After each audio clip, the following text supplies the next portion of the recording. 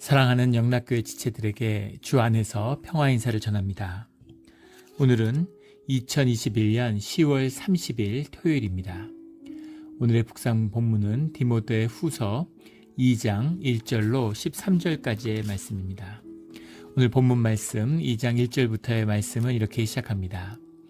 내 아들아, 그러므로 너는 그리스도 예수 안에 있는 은혜 가운데 강하고, 내 아들아, 계속 믿음의 아들, 그 디모데를 이렇게 친밀하게 아들이다 이렇게 부르고 있습니다.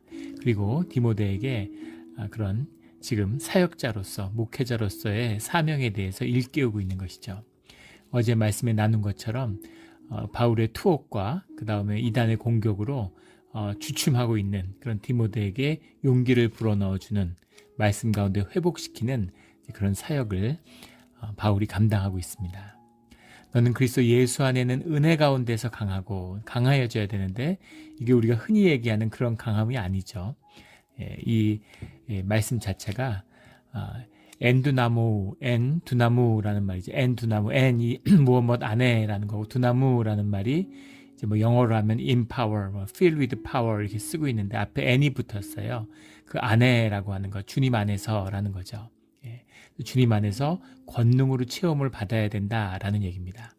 주님의 권능이 우리 안에 채워지기 위해서는 우리가 비워야 되는 거죠. 우리의 내면이 우리 안에 욕심, 탐욕, 정욕 이런 것들을 다 덜어내고 비워져야 주님의 자리를 만들어야 되는 거죠. 그래서 우리가 연약할수록 주님이 우리 안에 더 강함이 되신다라는 그 뜻이 이것인 것입니다. 은혜 가운데서 강하여지는 거죠. 내가 뭐 힘을 내고 내가 열을 내고 아무 의미가 없어요. 그렇게 할수록 주님의 힘은 점점 더 약해지는 것이죠. 내가 능력 있고 내가 강해서 내가 무엇을 만들어내든 무슨 의미가 있습니까? 교회 가운데서. 그런 건 다 썩어지고 무너져 내리는 것이죠. 내가 하는 현상적인 것으로는 현상에 무슨 변화를 가져오든 아무 의미가 없는 것이죠. 주님이 움직이셔야 되는 겁니다. 주님이 바꾸셔야 되는 거죠. 주님이 하시는 일이에요. 우리가 이런 일들을 우리의 삶 가운데서 또 우리 역사 가운데서도 보게 되는 거죠. 예루살렘 교회처럼 수만 명이 모여도 다 하나님을 흩어버리시는, 아무것도 남기지 않은 교회가 있는가 하면 이 연약한 초대교회들, 이 에베소 교회나 뭐 빌립보 교회나 이런 교회들이 주님의 로마 교회나 주님의 쓰임을 받아서 세계 역사를 뒤집었죠. 갈릴리에서 수만 명이 주님을 따라다녔지만 다 어디에 갔습니까? 아무 의미 없는 것이죠.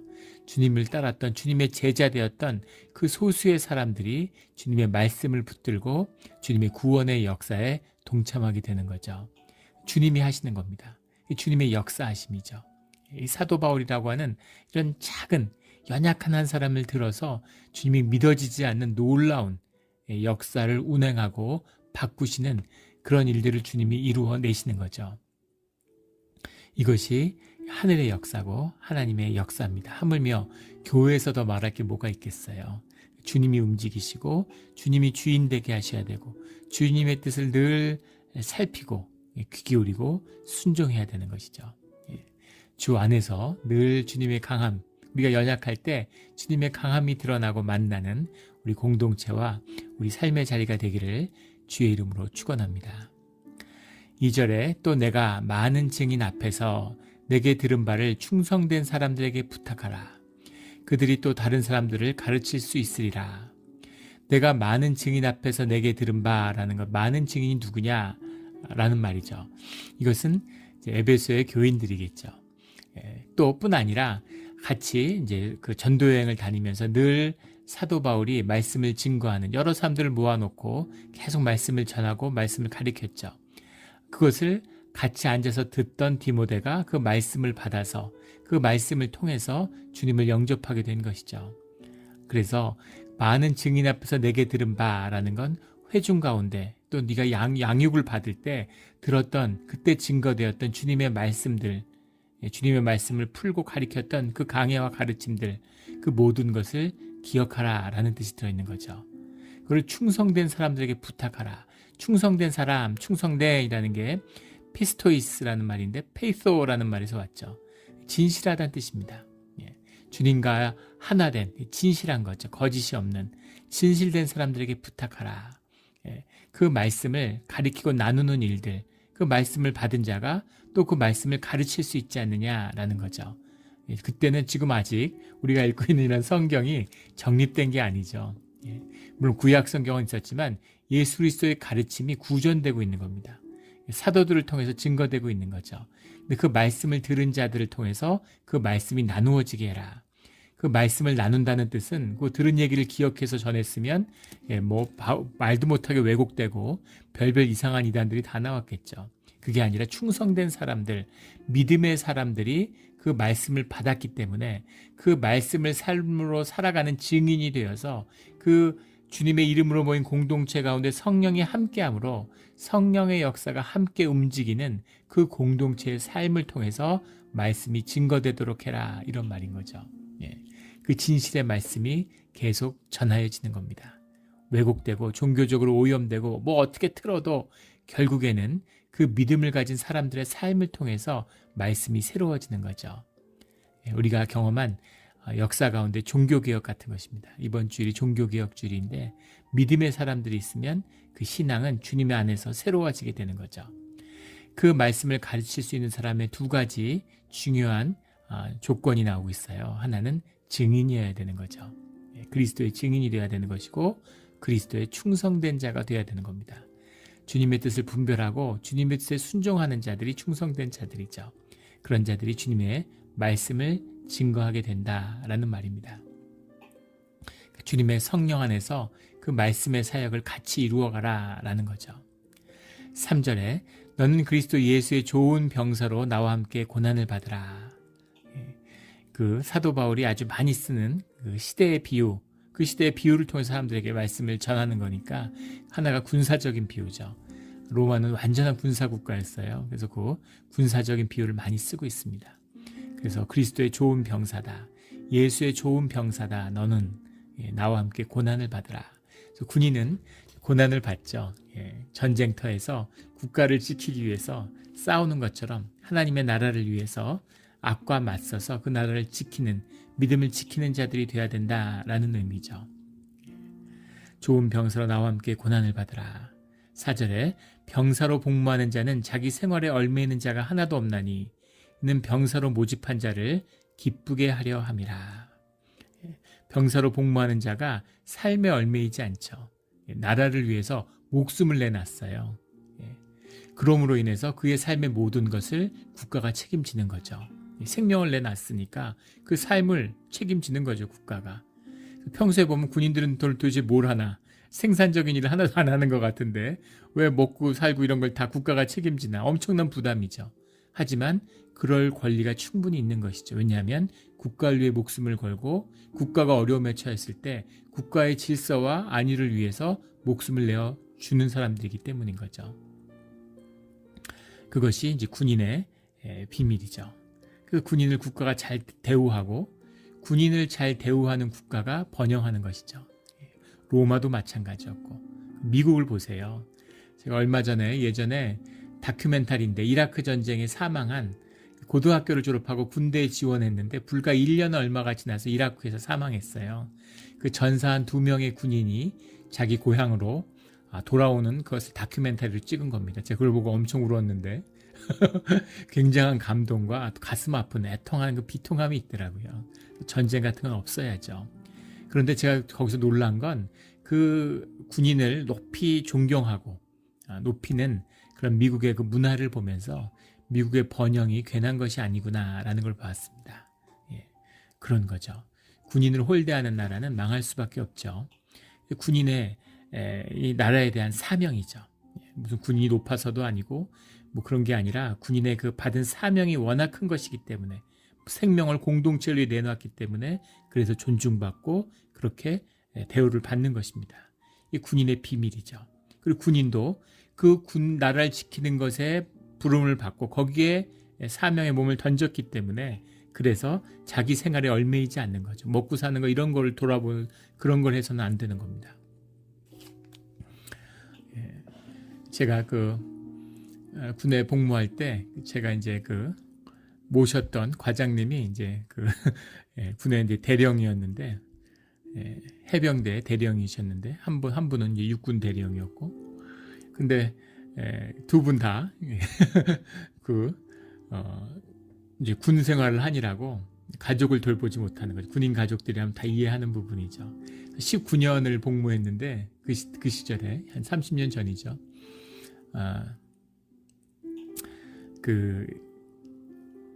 한 번도 가족이 모여서 같이 살아본 적이 없다. 이런 얘기를 하더라고요. 계속 전선으로 다니고 오지를 다니니까 그래서 또 이제 아이들 키워야 되니까 부인이 와이프가 이제 아이들을 서울에서 키우고 계속 지방으로 다니는 거죠. 주말 부부지만 뭐 사실 그 전선 오지를 매주 찾아갈 수가 없으니까 1년에 몇 번 못 만나는 거죠. 뭐 휴가 때나 좀 보고 그렇게 군 생활을 했다. 이런 이야기를 들었던 기억이 납니다. 그런 거죠. 생활을 얽매이지 않고 오직 나라를 지키는 일에 헌신된 병사의 모습. 그것처럼 우리가 그리스도의 병사다, 뭐 그리스도의 종이다 이런 표현을 쓰고 그것이 크리스찬이죠. 주님께 속한 자, 하나님 나라를 위해서 내 생명을 내놓은 자죠. 그런 자들의 삶은 주님이 지켜주시는 거죠. 그리고 병사로 모집한 자를 기쁘게 하려 함이라. 병사의 의미는 지휘관에게 있는 것처럼 우리의 그리스도의 병사들의 그 목표는 주님을 향해 있는 거죠. 주님을 기쁘게 하는 일, 그게 우리의 사명이고 우리의 존재 이유인 것입니다. 이것이 그리스도 예수의 좋은 병사로 고난을 받으라 하는 이 말씀의 참된 뜻이죠. 5절에 경기하는 자가 법대로 경기하지 아니하면 승리자의 관을 얻지 못할 것이며, 그 군대의 비유와 함께 나오는 두 번째 비유는 운동하는 비유죠. 다른 박질을 이런 표현도 쓰고 사도 바울이 운동하는 이 운동은 또 로마 시대에 있어서 그리스 특히 문화에 있어서 아주 중요한 것이죠. 올림픽 경기 같은 이제 그런 스포츠가 아주 중요한 그런 삶의 문화였기 때문에 스포츠의 비유도 많이 들죠. 그래서 경기하는 자가 법대로 경기하지 아니하면, 법대로라는 무슨 법이냐? 경기의 규칙이죠. 주님의 섭리입니다. 주님의 뜻에 따라 다른 박질을 하는 자가 주님의 섭리를 모르면 어디로 뛰겠어요? 어떻게 뛰겠습니까? 그러면 의미가 없는 거죠. 그 경기의 근본이, 그 중심이 주님의 뜻을 따르고 순종하는 것에 있는 것이니까 주님의 법을 따라야 되는 거죠. 그래서 법을 따르지 않는 것, 주님의 말씀에 순종하지 않는 자는 아무 의미가 없는 것입니다. 교회도 마찬가지죠. 교회를, 주님의 몸된 교회를 존중하고 높이고 그리고 그 뜻을 따라 순종하는 것이에요. 내가 판단하고 순종할까 말까 결정하는 것이 아니라 내 존재 자체가 그것과 하나이기 때문에, 내가 지체이기 때문에 주님의 뜻이고 내 뜻이 되는 것입니다. 이것이 법대로 경기한다. 아노미아라는 무법자들, 법이 없는 자들이죠. 법이 없는 자들은 주님의 법을 지키지 않는 자, 법을 모르는 자입니다. 그런데 그런 자들은 단순히 무법자가 아니라 불법자가 되고 주님의 적대자가 되는 것이죠. 이것이 법 없는 자들의 특징이죠. 경기하는 자는 법대로 경기를 해야 되는 겁니다. 주님의 뜻을 따라서 달려야 되는 거죠. 그러면 그렇게 법대로 경기하지 아니하는 자는 승리의 관을 얻지 못할 것이며, 법대로 경기하는 자는 승리자의 관을 얻는 거죠. 예전 개역 한글에는 면류관이라고 되어 있었는데 이제 승리자의 관으로 바꿨어요. 면류관이라는 표현이 두 가지 표현이 다 이제 쓰였기 때문에 승리자의 관이다 이제 이렇게 번역을 바꿨는데, 스테파노스라는 말입니다. 말 그대로 운동을 뛰어서 올림픽 같은 데서 이제 1등을 하면 주어지는 관, 이것이 스테파노스죠. 또 하나가 디아데마라는 말이 성경에 나오는데 계시록에 보면 여러 군데 나오죠. 그 마지막에 쓰는, 우리가 주님 앞에 섰을 때, 천국에 갔을 때 주님이 주시는 그런, 또 주님이 왕이 쓰는 면류관과 주님이 주시는 승리자의 관, 또 면류관인데 같은, 예전에 이제 우리식 해석을 보면 이걸 구분지어서 왕의 관과 승리자의 관, 디아데마에 대해서 스테파노스를 구분해서 승리자의 관이다 이렇게 썼습니다. 그 관을 쓰는 거죠. 경기의 승리자로서. 주님의 뜻에 따라 달리는 자들은 승리자의 관을 얻게 된다라는 겁니다. 6절에 수고하는 농부가 곡식을 먼저 받는 것이 마땅하니라. 또 하나의 중요한 성경의 비유죠. 농경사회니까 예수님도 계속 농사의 비유, 농부의 비유, 씨 뿌리는 자의 비유, 이런 비유를 드시죠. 농부가 곡식을 먼저 받는 것이 마땅하다. 이 의미는 이 사역의 가장 큰 수혜자가 사역자 자신이라는 겁니다. 그렇죠. 예. 주님의 복음을 전하기 위해서 복음의 증인된 자로서 살면서 주님의 은혜를 나누기 위해서 주님께 은혜 받은 자로 사는 것이잖아요. 주님의 은혜와 복음과 구원을 그 열매를 가장 먼저 누리는 자들이 사역자들이죠. 그래서 그 은혜가 얼마나 기쁘고 감사한 것입니까? 예전에 개척교회를 하는 한 목사님인데, 여자 목사님이에요. 아버지 어머니가 다 목사님이신데 개척교회를 하는데 그 딸이 한 고백이 잊혀지지가 않아요. 그 딸이 정말 우리 집은 천국이라고 이렇게 얘기하더라고요.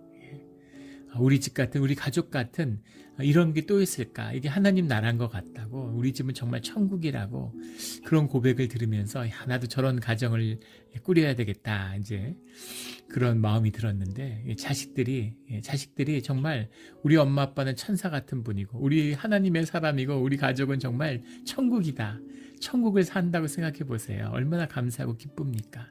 그래서 그 열매를 가장 먼저 누리는 것이죠. 천국의 열매를 가정에서 먼저 수확하는 거예요. 우리의 심령도 그렇죠. 내가 참 이런 인간이 아니었는데, 근데 주님 안에서 내가 이렇게 성장하고 자랐구나. 저도 목회의 길을 가는 그런 동역자들을 만날 때마다 10년, 20년의 세월이 지나면서 목회라는 것이 참 귀하고 귀한 선물이구나. 눈으로 보면 고생하는 것 같고 눈으로 보면 왜 저러나 싶지만, 하지만 그 열매를 가장 먼저 누리는구나. 삶이 다루어지고 그 생명의 기쁨을 누리게 되고, 그 평강과 그 생명을, 영생의 기쁨을 가장 먼저 맛보는 자들, 그 사역자들이죠. 사도 바울이 그 기쁨을 맛보니까 사슬에 매여서 감옥에 갇혀 있는데 내 기쁨으로 너를 채우고 싶다, 너를 위로한다, 이렇게 얘기하는 거죠. 이 비밀입니다. 농부가 곡식을 먼저 얻는 것이죠. 그 곡식을 나누는 것이잖아요. 가장 먼저 주님이 주시는 이 하늘로부터 말미암은 열매를 가장 먼저 나누는 것이 그리스도의 군사, 그리스도의 종들이죠. 이 은혜를 가장 먼저 나누고 이 기쁨을 가장 먼저 나누고 이 기쁨과 이 복음을 세상에 전하는 우리 모두가 되기를 주의 이름으로 축원합니다. 이건 진짜를 이야기하는 거예요. 종교 생활을 의미하는 게 아닙니다. 그게 저주죠. 생명을, 평강을 전혀 못 누리는데 시기 질투하고 무슨 맨날 갈등하고 음해하고 거짓의를 쌓아서 안은 다 썩어가는데 위는 회칠한 무덤이 되고, 거짓이니까 치유받을 기회조차 없는 썩어지는 종교인의 모습, 저주죠. 살아서 지옥을 누리는 겁니다. 영벌을 누리는 거죠. 늘 주 안에서 복을 누리는 그런 우리가 되기를 주의 이름으로 축원합니다.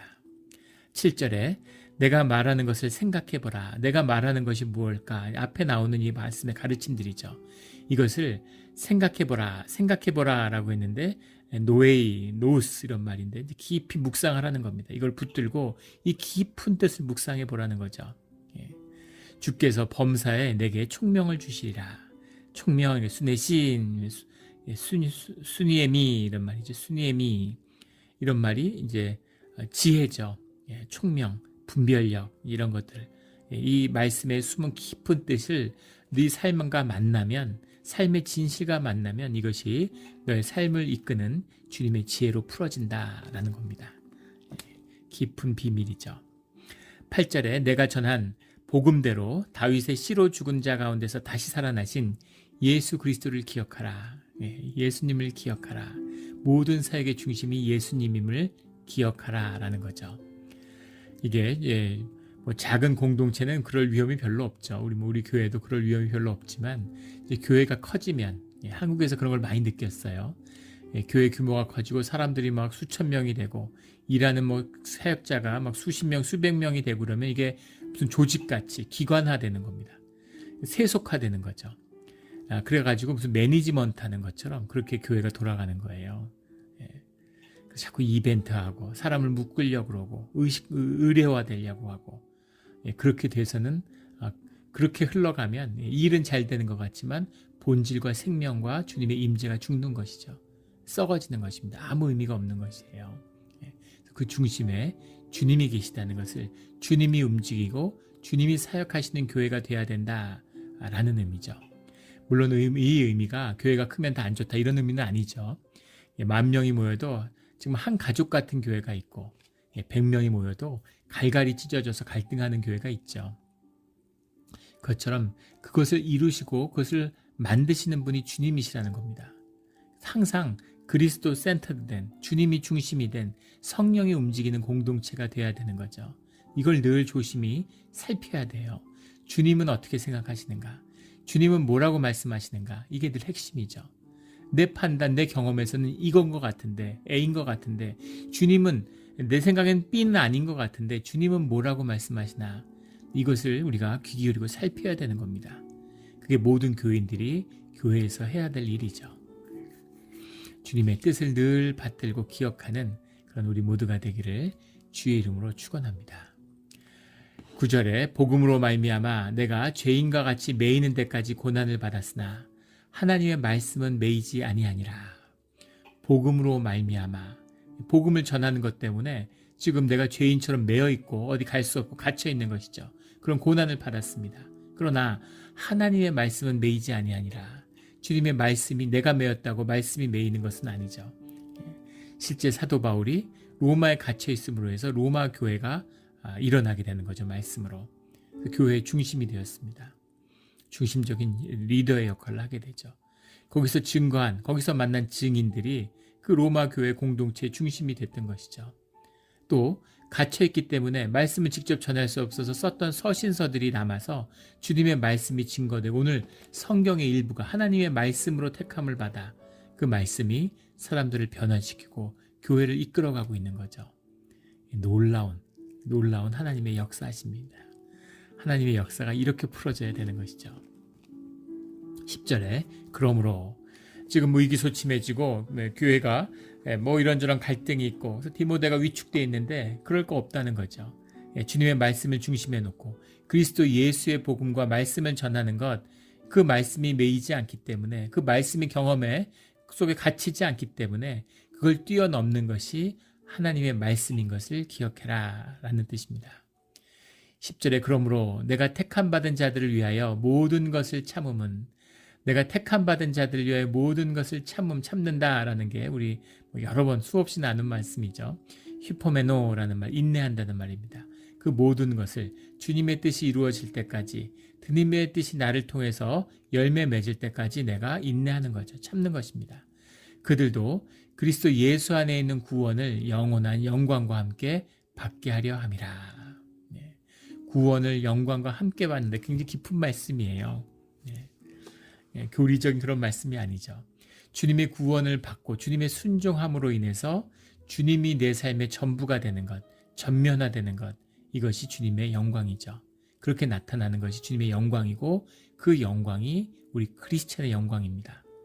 영원한 영광을 함께 받는다. 내가 구원을 받았으니까 주님의 영광을 받는다라는, 도대체 영광은 어떻게 받는 것인가? 도대체 영광은 무엇일까? 내가 주님의 순종하는, 그것을 통해서 드러나는 주님의 온전한 임재, 그것이 주님의 영광이죠. 주님의 일이 나타나는 겁니다. 주님의 일이 나타나야 돼요. 주님이 하시는 일, 주님의 진짜 일, 그 일들이 나타나야 됩니다. 교회도 마찬가지죠. 말씀과 기도와 예배예요. 찬양입니다. 이런 게 살아나고 이게 중심이 되어서 이것이 우리의 삶을 바꿔야 돼요. 교회를 여가선용처럼 다니니까, 종교 생활을 하니까 예배가 무너지고 공동체가 무너져서 무슨 패거리 짓고 거기서 인정받고 높임받고 사람들이 다 외롭고 심심하니까 이민교회는 뭐 말할 것도 없죠. 사람들이 교제하고 사귀고 이러는 거인 줄 알아요. 그런 거 하다가 다 원수지고 다 분쟁하고 교회에서 하나님의 이름을 더럽히고 이런 일들이 일어나는 것이죠. 교회의 본질을 회복하는 이 때가 되기를, 이 고난의 때가 되기를 예수 그리스도 이름으로 축원합니다. 11절에 미쁘다 이 말이요. 미쁘다라는 말이 성경에 많이 나오죠. 우리 많이 나눈 말입니다. 피스토스라는 말이죠. 신실하다. 그 언약에 충실하다. 이런 말이죠. 미쁘다 이 말이요. 앞에 나온 이 고백들입니다. 우리가 주와 함께 죽었으면 또한 함께 살 것이요. 주님과 함께 죽었으면 함께 사는 것이죠. 하나니까. 12절에 참으면 또한 함께 왕노릇할 것이요. 그 인내 가운데, 주님의 고난 가운데, 주님의 십자가의 길을 가는데 거기서 떨어지지 않는다면 주님이 왕노릇하는, 주님이 통치하시는 하나님 나라에, 주님의 사역에 함께하는 자가 되는 거죠. 그 영광 가운데 함께하는 자가 되는 것입니다. 이것이 함께 왕노릇할 것이요, 이것은 천국에 간 우리의 모습이기도 하고 이 땅에 임하는 하나님 나라를 살아가는 그런 우리 사명자의 모습인 것이죠. 우리가 주를 부인하면 주도 우리를 부인하실 것이라. 그래서 이 믿음, 믿부다라는 말에 나온 주님과의 관계죠. 주님과의 언약입니다. 우리가 그 언약을 붙들고 있으면 주님이, 신실하신 주님이 붙들고 있는 그 언약이 우리 가운데 성취된다라는 거죠. 13절에 더 의미 있는 말씀이 나오죠. 우리는 미쁨이 없을지라도 주는 항상 미쁘시니 자기를 부인하실 수 없으시니라. 언약이잖아요. 약속의 당사자인데 그 언약을 우리가 설령 미쁘지 않을지라도, 우리가 그걸 충실히 지키지 않을지라도 신실하신 주님이 그 언약을 붙들고 계신다는 거죠. 그래서 우리만 회복하면 되는 거죠. 언약이 완전히 영원히 폐기되는 일이 없다는 겁니다. 우리가 그 언약에서 떨어져 나가도 돌이킬 수 있고 그 언약이 우리의 믿음 가운데 살아있다는 거죠. 은혜의 말씀입니다. 내가 어떻게 한다고 믿음이 깨지는 게 아니라, 내가 어떻게 한다고 언약이 깨지는 것이 아니라 주님이 그것을 꼭 붙들고 계세요. 우리의 구원의 약속을, 우리의 가족을, 우리의 가는 길을 주님이 꼭 붙들고 계시는 거죠. 그런데 우리가 길을 잃고 우리가 법을 잃고 헤매고 있는 거예요. 그것을 우리가 회복하고 주님의 그 신실함 가운데 돌아오면, 우리가 언약을 다시 주님 안에서 회복하면 그 언약이 다시 우리 안에 살아 움직이고 역사하는 것이죠. 이 복을, 이 축복을, 이 구원을, 이 영광과 더불어 함께 누리며 살아가는 우리 영락교회 성도님, 우리 모두가 되기를 주의 이름으로 축원합니다. 함께 기도드리겠습니다. 하나님 아버지, 감사합니다. 주님의 귀한 언약을 받았습니다. 우리가 예수님의 병사입니다. 지휘관을 기쁘게 하는 병사처럼, 또 우리가 농부입니다. 주님의 열매를 가장 먼저 거두는, 그런 열매를 거두는 농부의 비밀이, 경기를 다 뛴 다음에 승리자의 관을 쓰는 그 운동하는 자, 뛰는 자의 비밀이, 지휘관을 위해 싸우고 그걸 기쁘게 하는 그 병사의 비밀이, 크리스찬의 비밀이 주 안에서 성취되는 그런 우리 진실한 믿음의 삶, 신앙의 자리가 되기를 소원합니다. 오늘 그 삶의 진실을 살아가는 오늘 이 하루가 되게 하여 주시옵소서. 감사드리며 예수 그리스도의 이름으로 기도드렸습니다. 아멘.